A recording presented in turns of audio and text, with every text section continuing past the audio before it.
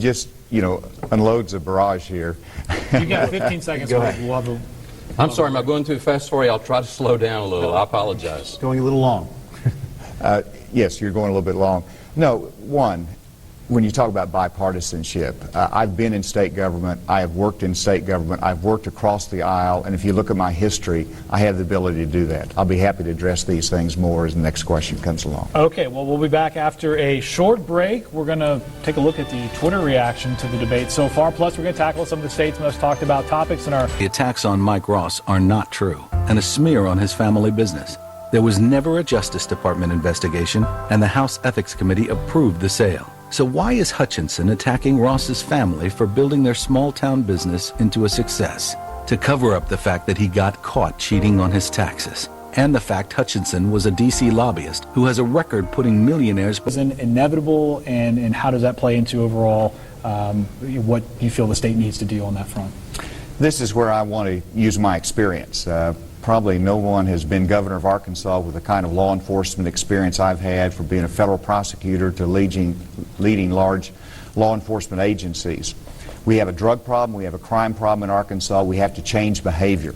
We have to lock up violence and look at alternatives for those that might fit into a rehabilitation program with accountability. We need to reform our parole system.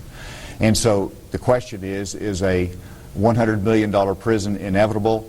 Not under my watch. I know that that's a recommendation that's being studied, but let's don't get ahead of ourselves. We need to look at every creative alternative and every option before we do that, and that would be my approach. Okay, Mr. Ross, I know we've talked about prisons. Is it kind of the same question? Is this an inevitable path here? We've got a lot of pressure being put on our county jails. We've got nearly 2,000 inmates backed up in county jails. Some say we need 1,000 more beds. That comes at a $100 million price tag. That's one-time money, but then $15 to $25 million a year after that to operate it.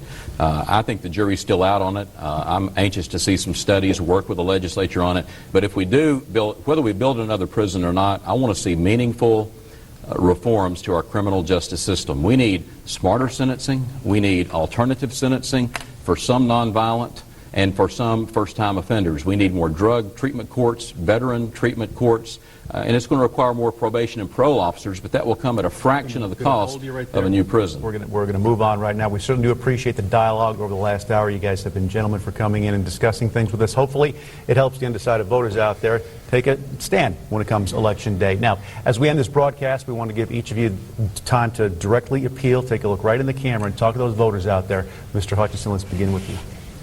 Well, thank you, and I appreciate all Arkansans who have taken time out to listen to us debate tonight. Been a little heated from time to time, but it's because it's so important to what we're trying to accomplish in Arkansas. I started out that the test is what can we do most to help and grow the middle class and their income level in Arkansas. And that's my passion, is economic growth and job creation. I have a very specific plan that will actually work for Arkansas. It's asaplan.com. You can go read it. It's a 6-point plan that includes lowering our tax rates so we can be more competitive, career education classes that's tied to a job. We need to make sure that we offer STEM education, including computer science. If only 20% of our students took computer science, computer coding, that would be 6,000 graduates a year that would move into our economy. With that capability, it could dynamically change the economy of Arkansas with a very low-cost investment. We need to reduce regulatory burden.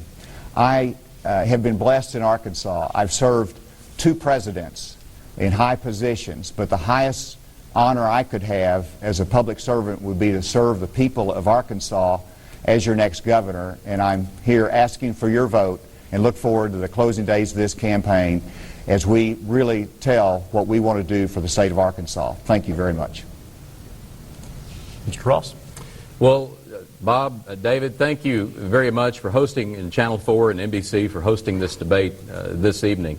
I'd like to begin by saying hello to my mom and dad and all my family and friends back home in Prescott and Nevada County. Growing up in a small town, I never dreamed that I would be sitting here in a debate as a candidate for governor of this great state. And it's happening for one reason. It's happening because I had the opportunity to receive an education that is second to none. That's what I want for your family. That's what I want for your children. That's what I want for your grandchildren.